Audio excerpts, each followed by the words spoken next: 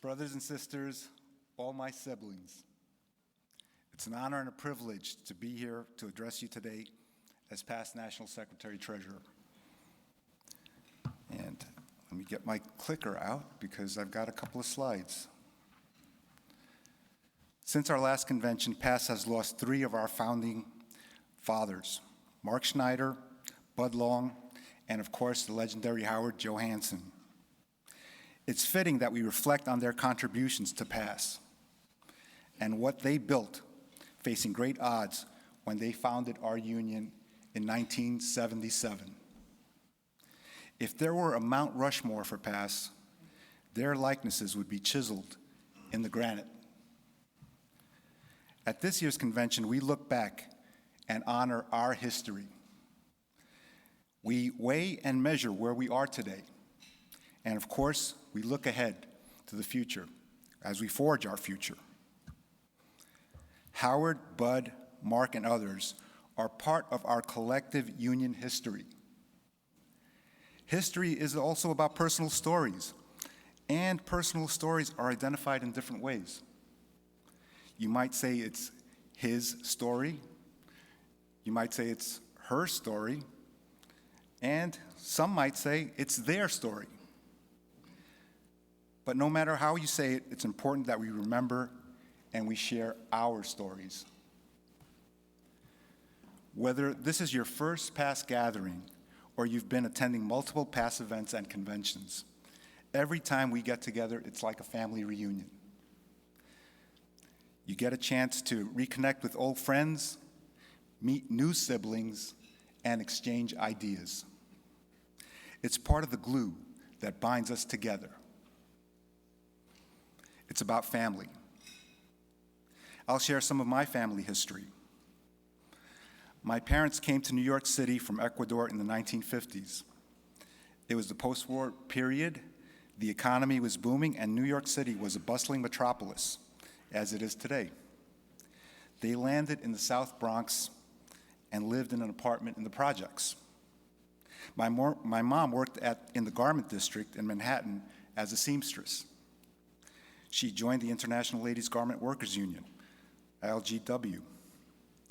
My dad worked at a tool and die factory in Long Island City, Queens, just across the East River from Manhattan.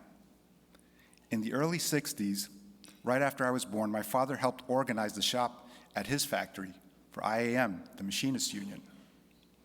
To them, being part of a union meant having a good-paying job, one that paid decent wages in order to raise a family.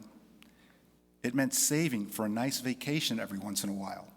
It meant being able to save for a down payment for a house and having a pension to carry you in retirement. Those are the benefits union solidarity gave my family. Jobs with good benefits and to be treated with dignity and respect are powerful motivations to apply for a union job. Another powerful motivation is having a vision, imagining yourself in a high-skilled, well-paying job. In the aviation workforce, aviation safety workforce, AVS, the FAA has had trouble recruiting and retaining employees, especially aviation safety inspectors, many of whom are pilots. There are reports in the news about a pilot shortage coming out of the pandemic, saying that the pipeline is running dry for new pilots and others in aviation. Last year, the Pilot Institute reported that there were 476,000 FAA-certified pilots in the US, close to 500,000. Do you know what the percentage of pilots are that are women? Anyone there? There's some people that know this. They can venture a guess and be correct. It's 6%, an anemic 6%. The percentages are not much better for those that are from economically underserved communities, regardless of gender. Sadly, the figures are similarly low across the aviation sector too, not just for pilots. The workforce needs to be replenished to get qualified applicants to reach the best and the brightest. We need to draw from not just one well, or 2 wells, or 3 wells. We need to draw from all wells. Many young people daydream of getting inside a cockpit, being in the air, or other jobs in aviation, but don't know how to start on this career path. In fact, millions of students from the college level all the way down to elementary school don't know the FAA exists and the job opportunities available. They would be amazed by what an aviation safety inspector does, of all the systems an ATO technician has to certify, by how someone develops flight procedures, which are the roadmaps for the sky, and the vast array of responsibilities you all have. They probably don't know that joining the military can prepare them for an aviation career as a civilian, which is a path many of our members in DoD chose. But if young people don't know what these jobs are, how can they apply for them? That can be an insurmountable task. We are breaking down those barriers by partnering with the FAA in various outreach programs such as the Gateways Internship Program, STEM AVS ED, and ACE camps, Aviation Career Education Camps. After all, the next generation of past members are young people just beginning to pursue careers in aviation. The Gateways Internship Program gives college students an opportunity to be interns in the ATO TechOps operations at TechOps facilities. As Jeff Planty mentioned yesterday, Davey Irizarry is our lead on that program. Announcements went out in February, and after the selection process, 58 interns were onboarded last month. The interns are now bargaining unit employees represented by PASS and are eligible to join on day one. Gateways is similar to the co-op program the FAA had many years ago. In the co-op program, college students alternated between semesters, between work and school.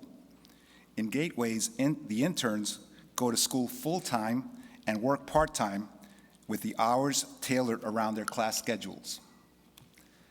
I started out as a co-op student with the FAA, gaining valuable experience at a drafting table, updating redlined engineering plans, working on primitive computer programs and spreadsheets on the early IBM PCs. You know, the ones that had a floppy disk to get started and ran MS-DOS. Some of the younger people are like staring at me with blank faces. The interns completing their studies and working at least 640 hours can be offered a full-time position with the FAA. The next job announcement will be in FY24. If you have questions about the program, please reach out to Davey. Davey, where are you at? There he is, so if anybody has questions on it. Another area past members partner with the FAA is STEM AVS ED and ACE camps. Many of us have attended these events through the years. You can become a STEM AVSD outreach representative by taking an ELMS class. Once the class is completed, you can participate at the events on official time. So you actually get paid to do that. You visit classrooms and talk to students about the work you do. The world of aviation is opens up to youngsters by STEM AVSED. Aviation Career Education Camps are another avenue, ACE camps, to reach students. Region 5 VP Tamara Rose participated in an ACE camp in the Dallas-Fort Worth area in April. ACE camps can come alive with hands-on visit to an airport, as Region 2 VP Doug Lowe led in Orlando in 2019. Doug, in coordination with the local airport authority, gave students a front row view of navigation and landing systems on runways and equipment rooms. Unfortunately, this is a rare event. You can change that. Become a STEM outreach representative and get paid to make a difference in a young person's life. You will be encouraging the next generation of future aviation professionals and volunteer proudly and represent PASS. That's about the future workforce. What are we doing to increase our numbers now? President Spiro touched on the current initiatives such as national rep training. We've also invested in and set up a recording studio last year to enhance our communication efforts. You never know what issues will resonate with a potential member and get them to join. It might be the active threat of FAA privatization or the indignity of being told the important work you do is non-essential and told to stay home during the government shutdown. Or worse, going to work and not getting paid for your labor. In the last month, one issue has been a clarion call to join. I'm talking about teleworking, of course. As you know, the agency came out with a video a few weeks ago announcing unilateral changes to the telework policy. Unions were not given an advance notice of a change that impacts thousands of employees. It is a blatant violation of our two contracts. After viewing the video at the national office, President Spiro and staff sprang into action by drafting and producing a video response within hours. Our message blasted through the FAA's noise and sent a direct signal to members, non-members, showing why they need to join. Let me be clear.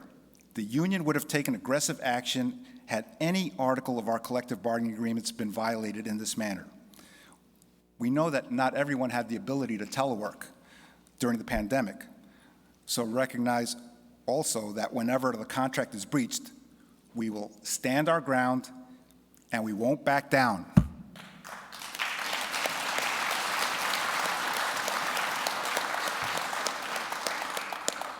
The response from non-members on this issue has been overwhelming.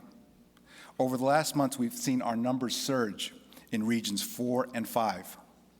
Let's keep the momentum going. Keep finding the glue that binds, and the union, our membership will continue to grow. We've made it easier to sign with the joinpassnow.org website, the QR code, and soon a new app. Within seconds, anyone can call up an 1187 on their phone and sign up electronically.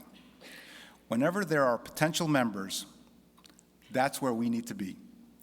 Whether it's a training class at the academy, an all-hands meeting at a facility, a refresher course, a safety meeting, we need to be present and engaged. You know where else potential past members are? At the 8 employee associations. These affinity groups have hundreds of potential members, many of whom have never been asked to join PASS. PASS has established a diversity, equity, and inclusion committee to formally engage with the FAA employee associations and meet potential members where they are. For successful organizations, diversity, equity, and inclusivity are powerful drivers of resilience, innovation, and agility. Solving complex problems in aviation requires us to tap into all available talent pools. We need to bring in the best of the best, including diverse talent. Creating the DEI committee is a logical extension of the interaction between PASS and the employee associations. In fact, most of these groups have leaders with deep connections to PASS. Kelly Pagels is an aviation safety inspector who also happens to be vice president of FAA Pride. Renelle Yazzie is the Utah 3 president and a delegate at this year's convention, is not only our liaison, but also the president of the Native American Alaska Native Associations.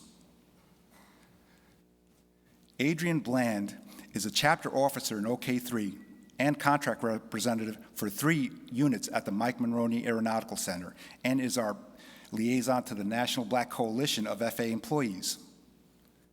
Our newest member on the committee is Bill Fernandez, who also happened to be the president of the Hispanic Coalition. Rounding out his resume is that he is also an aeronautical information specialist in Region 4. And lastly, but certainly not least, Yvonne Johnson is our representative to the FAA Program Office, the PMO, Program Management Office, and she's also our liaison to the Technical Women's Organization. Adrian, Renelle, and Yvonne are here today. Please stand up and be recognized.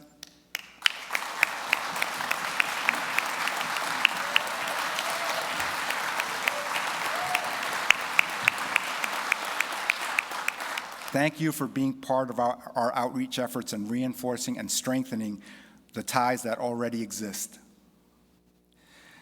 As you see, we've taken huge strides since our last convention. We've revamped training, improved tools, and embarked on new initiatives. It's no coincidence that we're on a path to reach an all-time record for past membership. Keep the momentum going. Howard, Bud, Mark, Mike Rock, and of course Mike Fanfalone are smiling down on us as they see a thriving, vibrant union. I know my mom and dad would be proud that I'm keeping faith and what binds us together as a past family and the glue that keeps us together. Lastly, I want to mention the most important reason why we're here. It's not only the things that we do in labor relations, but none of this would happen without all of you. Thank you for all the work you do every day on the front lines. You are the heart and soul of PASS. Thank you.